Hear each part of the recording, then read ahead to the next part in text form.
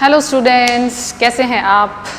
कल हमने पढ़ा था, हमने कल सेल के बारे में पढ़ा था, जनरल इंट्रोडक्शन पढ़ा था, उसके बारे में हमने डिस्कवरी पढ़ ली थी, क्या सेल है, कितने टाइप की होती है, on the basis of numbers, unicellular या फिर multi cellular, size and shape भी पढ़ लिया था, और न्यूक्लियस के बेसिस पर किस टाइप का न्यूक्लियस है उसके बेसिस पर भी हमने पढ़ लिया था कि कितने टाइप की सेल्स होती हैं, प्रोकैरियोटिक एंड यूकैरियोटिक। जिस भी सेल के अंदर प्रिमिटिव टाइप का न्यूक्लियस प्रेजेंट होता है हम उसको क्या कहते हैं, प्रोकैरियोटिक सेल कहते हैं, और जिसके अंदर बहुत ही वेल डेवलप्ड, जिसके जेनेटिक मटेरियल के सराउंडिंग में न्यूक्लियर मेम्ब्रेन प्रेजेंट होती है, उसे हम क्या कहते हैं, यूकैरियोटिक सेल्स कहते हैं। उसके बाद हमने पढ़ा था कि यूकैरियोटिक सेल्स जो हैं वो टू टाइप्स की होती हैं, plant cell and the animal cells. ठीक है, दो ही होंगे, प्लांट सेल और एनिमल सेल को कल हमने डायग्राम से समझ लिया था।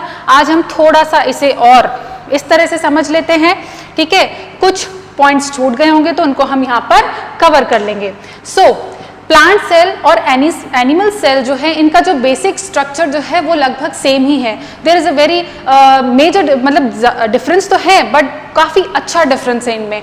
वो डिफरेंस हमने कल देखे थे, आज फिर हम इसे देख लेते हैं। ठीक है, और वो डिफरेंसेस आपको याद भी रखने हैं। बेसिकली क्वेश्चंस यही पूछे जाते हैं जो बेसिक्स डिफरेंस होते हैं। अब है तो दोनों ही सेल्स, ठीक है, दोनों ही क्या है, यूकैरियोटिक सेल्स हैं। अब बात करते हैं डिफरेंसेस की, बात में करते हैं कि प्लांट सेल और एनिमल सेल में डिफरेंसेस क्या है। सिमिलैरिटीज तो बहुत सारी हैं, they bear cell membrane, they bear organelles and many other things. Differences हमें देखने हैं। Plant cell and the animal cell. Plant cell जो होती है generally they are larger in the size. अगर एवरेज साइज देखें तो ये लार्जर होता है, और एवरेज साइज जो एनिमल का होता है वो क्या होता है, स्मॉलर साइज होता है।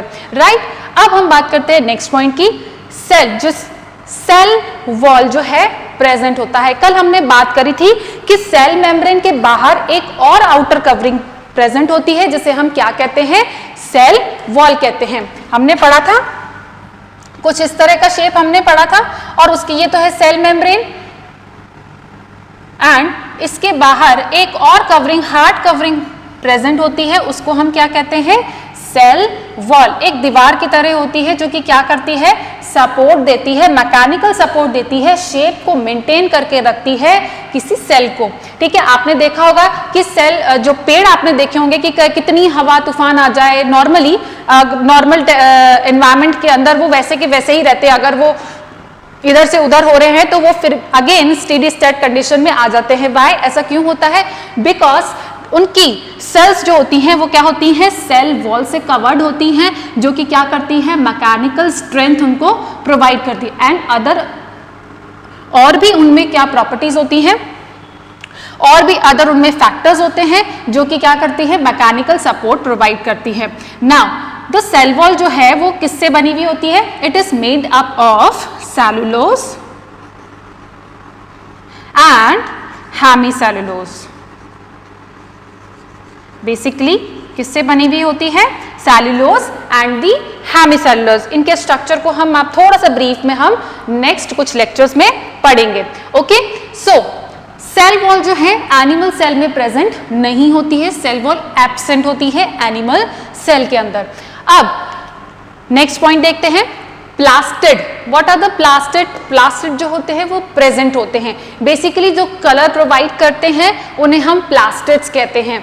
जो कलर प्रोवाइड्स करते हैं फ्लावर्स को, लीफ को, स्टेम को, वो सब क्या होते हैं, कौन से ऐसे ऑर्गेनल्स होते हैं, ऐसे कौन से कंपोनेंट्स होते हैं, वो होते हैं प्लास्टिड। ओके, प्लास्टिड 3 टाइप्स के होते हैं, leucoplast, chromoplast and the chloroplast. 3 type के हैं, leucoplast, chloroplast and the chromoplast. Chromoplast जो है वो डिफरेंट कलर्स देता है, क्लोरोप्लास्ट जो है वो ग्रीन प्लांट्स के अंदर प्रेजेंट होता है, और इसी के अंदर क्या होता है, कौन सी फंक्शन होती है इसमें होती है क्लोरोप्लास्ट में, बताइए, रिकॉल कीजिए। इसमें होती है क्लोरोप्लास्ट में फोटोसिंथेसिस। क्या होती है, फोटोसिंथेसिस प्रोसेस होता है। और क्लोरोप्लास्ट में कौन सा पिगमेंट होता है, इसमें पिगमेंट होता है क्लोरोफिल। कौन सा पिगमेंट होता है? क्लोरोफिल। ठीक है, यहाँ कंफ्यूज नहीं होना है कि प्लास्टिड जो है 3 टाइप्स के हैं, leucoplast, chloroplast and the chromoplast. Now यहाँ पर एनिमल सेल में किसी भी टाइप का कोई प्लास्टिड नहीं प्रेजेंट होता है। ठीक है, ये केवल प्लांट और प्लांट सेल में ही प्रेजेंट होता है। ठीक है, अब हम बात करते हैं वैक्यूल्स की। हमने कल बात की थी कि हमने डायग्राम में देखा था, कल मैंने आपको डायग्राम बना के बताया था, अगर आपने उसे ड्रॉन किया हो, नहीं तो आप अपनी बुक में देख सकते हैं। आपके पास जो नोट्स जो भी अवेलेबल है, एनसीईआरटी की बुक अवेलेबल है, उसमें आप देख सकते हैं। उसमें क्या था प्रेजेंट? एक वैक्यूल बनाई थी। ठीक है, दिस इज द वैक्यूल और इसमें वाटर कंटेंट होता है, सेकेंडरी मेटाबोलाइट्स और मैनी अदर थिंग्स इसमें प्रेजेंट होती हैं। फिलहाल हमें वहां नहीं जाना है, हमें बस इतना सा समझना है कि ये एक वैक्यूल्स होती हैं, बड़ी होती हैं साइज में। ठीक है, काफी सारा जो स्पेस है वो कवर करके रखती है, जिसकी वजह से जो अदर ऑर्गेनल्स हैं वो कहाँ हो जाते हैं? एकदम साइड में हो जाते हैं। ठीक है, इसकी जो सेल मेम्ब्रेन होती है, इसकी जो मेम्ब्रेन होती है, ये जितने भी ऑर्गेनल्स हैं, जितने भी ऑर्गेनल कंपार्टमेंट्स जो प्रेजेंट होते हैं सेल के अंदर, वो सारे के सारे बाउंडेड होते हैं किससे? सेल मेम्ब्रेन से बाउंडेड होते हैं। इसकी जो सेल मेम्ब्रेन होती है, इसको हम क्या कहते हैं? इसे हम कहते हैं टोनोप्लास्ट। क्या कहते हैं इसे? टोनोप्लास्ट। ठीक है, वैक्यूल्स जो है, इस वैक्यूल की जो मेम्ब्रेन है उसे हम क्या कहते हैं? टोनोप्लास्ट कहते हैं। Okay, so vacuole present large होती है, that covers a half of the space of the cell, mostly half of this जो स्पेस है उसको कवर कर लेती है। अब एनिमल सेल्स में भी वैक्यूल्स प्रेजेंट होती हैं, बट जो वैक्यूल्स होती हैं लेस इन नंबर्स होती हैं and smaller in the size, यानी कि बहुत ही छोटी छोटी सी होती हैं, कोई बहुत ज्यादा खास बड़ी बड़ी नहीं होती हैं। लेकिन प्लांट्स में इनकी बहुत ही ये सिग्निफिकेंट रोल प्ले करते हैं वैक्यूल्स जो हैं। ठीक है, एंड एनिमल सेल में इसकी कोई रिक्वायरमेंट नहीं होती है, इसलिए इनका नंबर जो है वो कम होता है एंड साइज में स्मॉल होते हैं। अब हम आगे मूव करते हैं। Simple form of the Golgi apparatus is present, is called the dictyosome. मैंने कल भी आपको बताया था कि जो इसमें गोल्जी apparatus होता है, बेसिकली वो क्या करता है? बेसिकली यहाँ पे जो प्लांट सेल के अंदर जो गोल्जी apparatus होता है उसे हम क्या कहते हैं? डिक्टियोसोम। तो जब भी प्लांट सेल की बात आए तो आप उसमें गोल्जी apparatus नहीं लिखेंगे, वहां आप लिखेंगे डिक्टियोसोम प्रेजेंट होता है, that is similar to the Golgi apparatus, और you can say that is a simpler form of the Golgi apparatus। Okay, now animal cell की बात करें तो एनिमल सेल में बहुत ही वेल डेवलप्ड टाइप का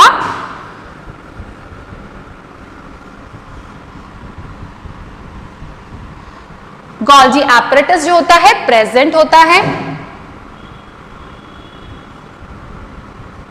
ये कुछ उसके साथ वेसिकल्स भी निकलती हैं, ये अपने वेसिकल्स निकालता रहता है। जो भी सिक्रेशन करता है वो सिक्रेशन किस में करता है? वेसिकल्स के फॉर्म में करता है। तो this is the Golgi apparatus। Okay, so ये है एनिमल सेल के बारे में।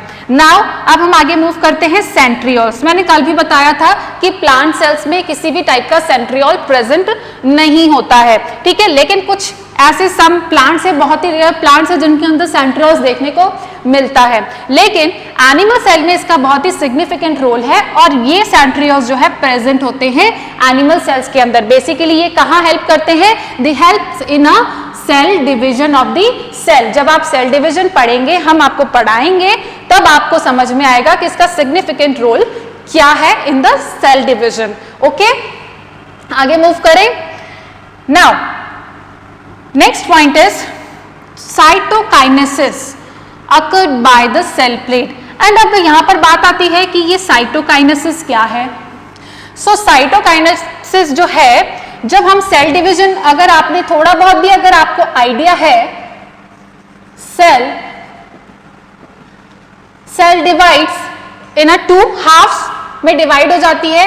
कंप्लीट डिवीजन होता है, डिवीजन का मतलब इक्वल डिवीजन होता है सेल का, तो हम उसे कहते हैं, यानी कि एक सेल है, उसके अंदर डीएनए मटेरियल है, माइटोकॉन्ड्रिया है, जितने भी ऑर्गेनल्स हैं they are they also divide, और जो साइटोप्लाज्म है, क्या कहते हैं, यहां पर जो फ्लूइड प्रेजेंट होता है उसको हम क्या कहते हैं, साइटोप्लाज्म कहते हैं, और ये पूरा डिवाइड होता है इक्वली।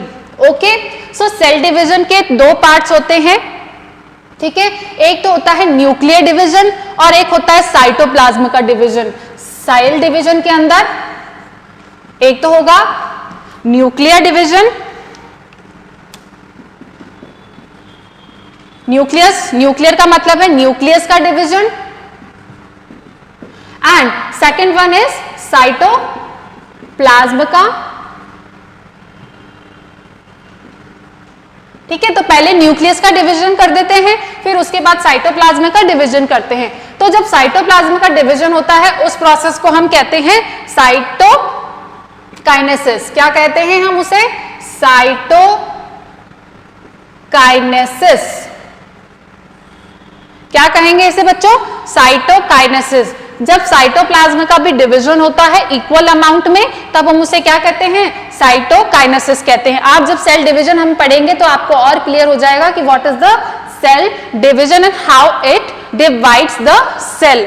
ओके, सो साइटोकाइनेसिस जो है, यानी कि साइटोप्लाज्म का जो डिवीजन है वो प्लांट सेल्स में कैसे होता है, प्लांट सेल्स में वो होता है सेल प्लेट के थ्रू। सेल प्लेट के थ्रू यानी कि कुछ सेल प्लेट, ये एक सेल है, इसके बीच में सेल प्लेट बनने लगती है कुछ इस तरह से, ये ऐसे कुछ सेल प्लेट ऐसे बनते बनती ये ऐसे कुछ सेल प्लेट बन जाती है, जिसकी वजह से साइटोकाइनेसिस प्रोसेस कंप्लीट होता है।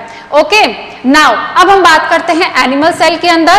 तो एनिमल सेल के अंदर जो साइटोकाइनेसिस जो होता है वो होता है by the process of constriction. यानी कि अगर आपने कभी बलून देखा हो तो बलून को आप दोनों तरफ से अगर आप ऐसे ट्रांसफर तरीके से, एक बलून है राउंड शेप का, उसे आप इस तरह से अगर आप कॉन्स्ट्रक्ट करने की कोशिश करो, या आप अपने एक छोटा सा बलून बना लीजिए और उसको कॉन्स्ट्रक्ट करने की कोशिश करो बीच में से, ठीक है ना, तो वही प्रोसेस होता है, वो प्रोसेस यहाँ पर साइटोकाइनेसिस में होता है एनिमल सेल के अंदर। तो यहां कोई दिक्कत है, एक बार फिर समझ लीजिए कि साइटोकाइनेसिस जो है साइटोप्लाज्म के डिवीजन को कहते हैं, और यहां पर जो साइटोप्लाज्म का डिवीजन होता है वो किस प्रोसेस से होता है प्लांट सेल में, सेल प्लेट के थ्रू होता है। और एनिमल सेल के अंदर कैसे होता है, एनिमल सेल के अंदर होता है कॉन्स्ट्रिक्शन की वजह से। ठीक है, सो ये हमने यहाँ पर पढ़ लिए इसके कुछ पॉइंट्स, जो कि मेजर एंड माइनर डिफरेंसेस हमने यहाँ पर पढ़ लिए। एंड द मोस्ट, ये एक और डिफरेंस है, रेगुलर शेप होता है, इसका एक फिक्स रेगुलर शेप होता है, इसकी जो टिश्यूज है उनका भी बिल्कुल रेगुलर शेप होता है, डिफाइनेट शेप होता है। और यहाँ पर इरेगुलर शेप होता है, यानी कि कोई भी शेप ले सकता है, कोई भी शेप अटेंड कर सकता है, डिपेंड्स कि वो किस तरह का फंक्शन को परफॉर्म कर रहा है। जैसे कि स्पिंडल है, स्पिंडल शेप है, पॉलीगोनल शेप है, एलोंगेटेड है, ये हमने लास्ट लेक्चर जो इससे पहले जो हमने पढ़ा था उसमें मैंने आपको बताया था सेल शेप के बारे में।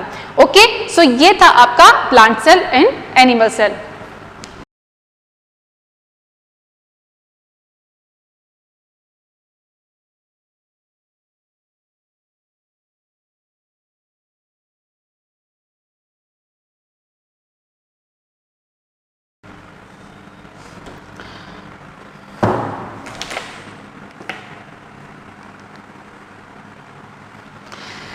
नाउ अब हम पढ़ते हैं प्रोकैरियोटिक सेल के बारे में। हमने यूकैरियोटिक सेल तो पढ़ ली, animal cell and the plant cell के बारे में। प्रोकैरियोटिक जो बेसिकली हम टिपिकल प्रोकैरियोट के बारे में हम पढ़ रहे हैं, और टिपिकल प्रोकैरियोटिक जो है उसका एग्जाम्पल जो है वो है बैक्टीरिया। क्या है, बैक्टीरिया है।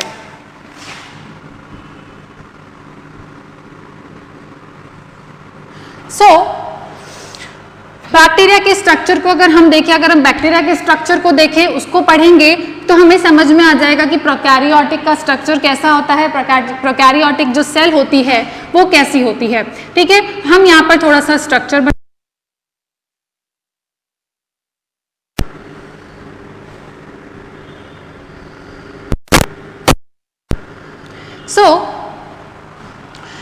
ये है टिपिकल बैक्टीरिया, और बैक्टीरिया है, सेल है, यूनिसेल्युलर होती है,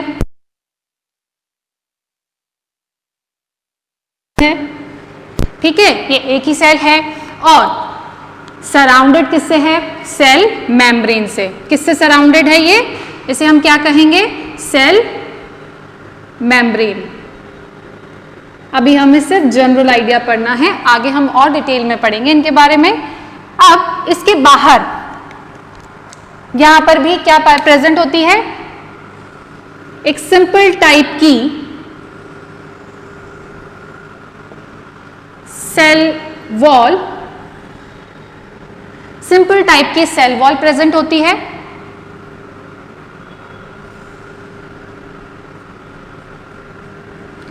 उसे हम क्या कहते हैं?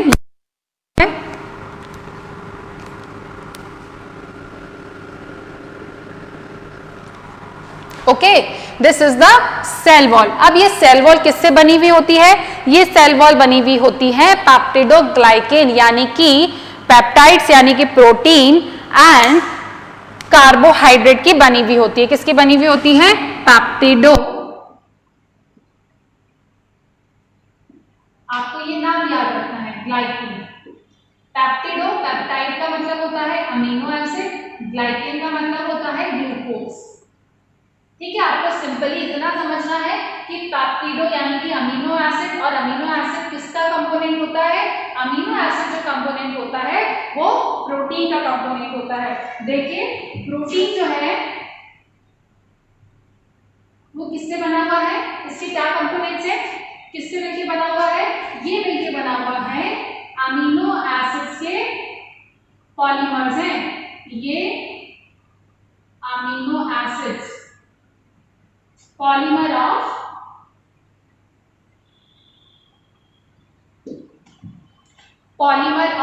Amino acids is called the protein. Okay, तो यहाँ आपको कोई दिक्कत नहीं होनी चाहिए, मैंने आपको बता दिया है कि ये प्रोटीन क्या होते हैं। और एक अमीनो एसिड जो है,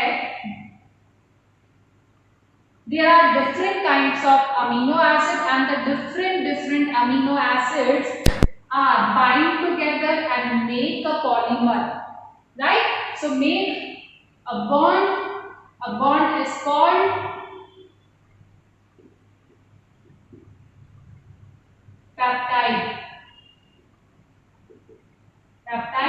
बॉन्ड। तो जहां पेप्टाइड बॉन्ड आ जाए तो वहां आपको समझ जाना चाहिए कि वहां पर प्रोटीन की बात हो रही है, अमीनो एसिड्स की बात हो रही है। सो बेसिकली अमीनो एसिड जो है, बहुत सारे अमीनो एसिड्स आपस में बॉन्ड करते हैं, अपने आप में बॉन्ड बनाते हैं, और वो जो दो अमीनो एसिड्स के बीच में जो बॉन्ड होता है उसे हम क्या कहते हैं? पेप्टाइड बॉन्ड कहते हैं। सो यहाँ पर आपको डाउट क्लियर हो गया होगा कि पेप्टिडोग्लाइकेन का क्या मतलब है। Peptido means amino acid and the glyco और दी ग्लूकोज। तो ये दोनों मिलकर क्या बना रहे हैं? सेल वॉल बना रहे हैं बैक्टीरिया की। इसके बाहर एक और कैप्सूल भी प्रेजेंट होता है, एक स्लाइम लेयर यहाँ पर प्रेजेंट होती है। ठीक है, स्लाइम लेयर प्रेजेंट होती है, कुछ लूज फॉर्म में होती है, तब तो हम उसको स्लाइम लेयर कहते हैं। और यही अगर एकदम टफ हो जाए, यही एकदम टफ हो जाए तो हम इसे क्या कहेंगे? ये मैं पूरा नहीं बना रही हूँ क्योंकि आपको समझाने के लिए मैं आधा आधा बना रही हूँ। यहाँ पर स्लाइम लेयर बना रही हूँ और यहाँ पर क्या बना रही हूँ? कैप्सूल। तो हम इसे कहेंगे कैप्सूल। जब ये स्लाइम लेयर, ये जो स्लाइम लेयर है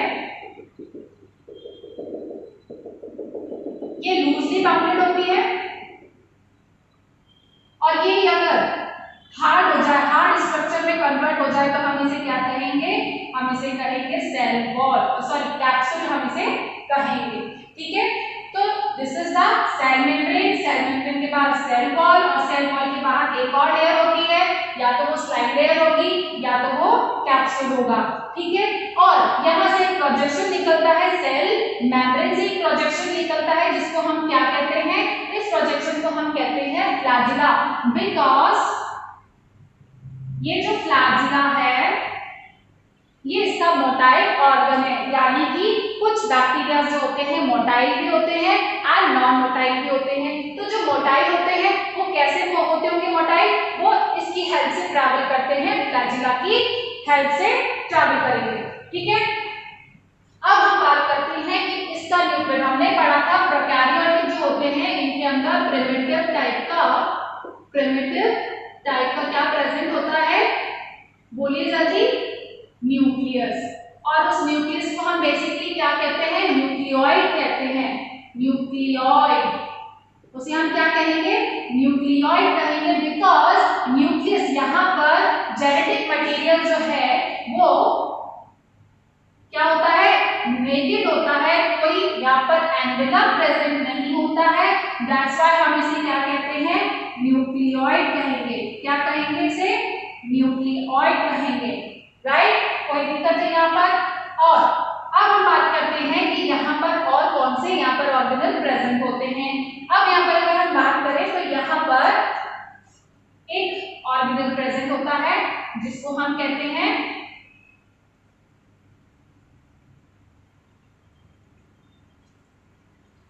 क्या कहते हैं, राइबोसोम्स।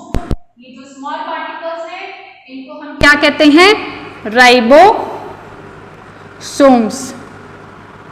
क्या कहेंगे, राइबोसोम्स। ओके, ये राइबोसोम्स क्या करते हैं, these ribosome are called as protein factory. These are called as protein factory. अब प्रोटीन फैक्ट्री का मतलब क्या है, जैसे कपड़े की फैक्ट्री होती है तो यानी कि क्या मतलब होता है, कपड़े की फैक्ट्री है तो वो कपड़ा बनाएगी, है ना। बिस्किट की फैक्ट्री है, बेकरी की फैक्ट्री है तो वो क्या करेगी, बिस्किट बनाएगी या फिर बेकरी के आइटम्स बनाएगी, केक बनाएगी। उसी तरह से यहाँ पर ये प्रोटीन की फैक्ट्री हम इसे कह रहे हैं, तो ये क्या बनाती है, प्रोटीन्स का फॉर्मेशन करती है। ओके, यहाँ पर एक टाइप होता है 70S। प्रोकैरियोटिक में सिंपल टाइप का राइबोसोम प्रेजेंट होता है। कौन सा होता है, 70S टाइप का। ठीक है, ये मैंने कल आपको लास्ट लेक्चर में बताया था। नाउ अब हम बात करते हैं कि यहां पर एक ऑर्गेनल और प्रेजेंट होता है जिसको हम कहते हैं मीजोसोम्स कहते हैं। और ये जो मीजोसोम्स होते हैं सेल मेम्ब्रेन से ही जुड़े हुए रहते हैं।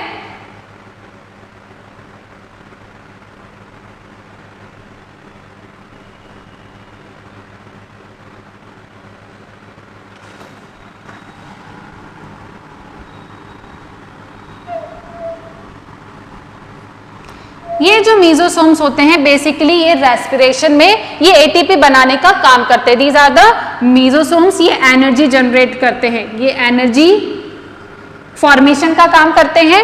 और ये तो है प्रोकैरियोटिक में। प्रोकैरियोटिक में एनर्जी फॉर्मेशन का काम कौन करता है, वो करता है मीजोसोम्स। लेकिन अगर हम बात करें यूकैरियोटिक सेल के अंदर वो काम कौन करता है, बताइए। मैंने आपको डायग्राम के साथ आपको बताया था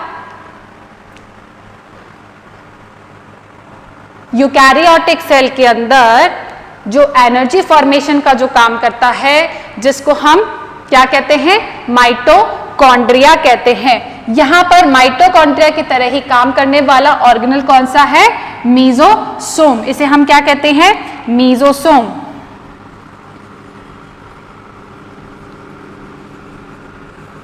ठीक है, ये क्या कहेंगे हम इसे, मीजोसोम्स कहेंगे। साथ ही साथ यहां पे साइटोप्लाज्म भी प्रेजेंट होता है।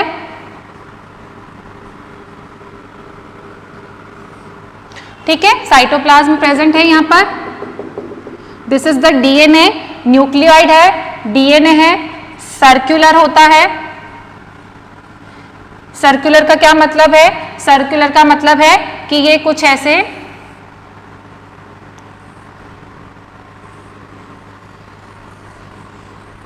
कुछ इस तरह फॉर्म में होता है। ठीक है, और एक ही होता है। ठीक है, नाउ अब हम यहां पर बात करते हैं कि इसके अलावा एक और यहां पर प्रेजेंट होता है इस न्यूक्लियर क्रोमोसोम। एक क्रोमोसोम के अलावा, इस क्रोमोसोम के अलावा एक और एक्स्ट्रा क्रोमोसोम होता है जो कि इससे साइज में छोटा होता है। ठीक है, उसे हम क्या कहते हैं, उसे हम कहते हैं प्लाज्मिड। क्या कहते हैं हम उसे, प्लाज्मिड। ये क्या है, एक्स्ट्रा क्रोमोसोम है। सो ये है आपकी typical prokaryotic cell. Prokaryotic cell के अंदर सेल वॉल भी प्रेजेंट हो सकती है, ठीक है, नहीं भी हो सकती है।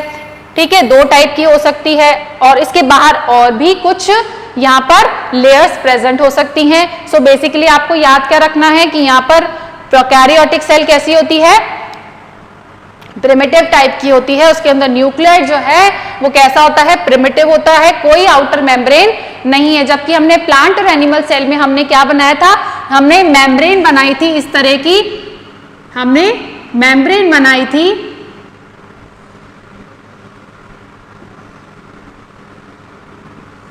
और हमने ये कुछ ऐसे से स्ट्रक्चर बनाया था अंदर, ठीक है। लेकिन यहाँ पर ऐसा कुछ भी नहीं है, ये नेकेड पड़ा है, ठीक है। अब कोई दिक्कत है? अब हम पढ़ते हैं आगे प्लाज्मा मेम्ब्रेन।